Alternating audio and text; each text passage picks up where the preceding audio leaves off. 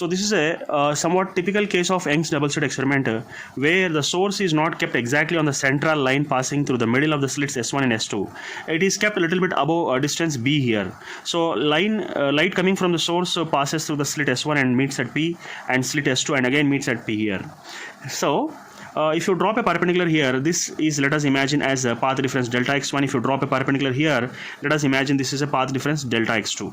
So anyhow, tan theta is nothing but opposite side y by adjacent side d, and sin theta is nothing but opposite side delta x2 and hypotenuse, that is the distance with the two sources small d here.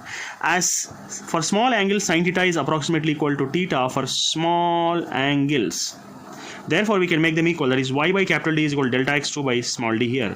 Therefore, we can write delta x2 is nothing but y into small d by capital D.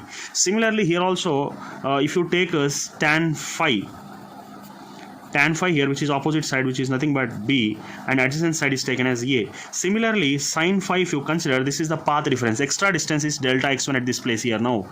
So therefore, sin theta is nothing but opposite side, which is a delta x1 by hypotenuse, which is a small d here. Okay. So therefore, as for small angles, sin phi is approximately equal to tan phi, as similar to which you have done at the right side. Therefore, we'll write it as delta x1 by small d is nothing but b by a. So therefore, delta x1 is equal to bd by a, and delta x2 is nothing but, it is y into small d by capital D. So net path difference is taken as delta x1 plus delta x2, which is nothing but bd by a plus y into small d by capital D, which is nothing but delta x. So if it is maxima, we can take net is taken as n lambda. For minima, it can be taken as n minus half into lambda. So this is a typical case for Young's double slit experiment, where the source is not exactly on the central line, a little bit above from the central line. There is a distance b. Thank you very much.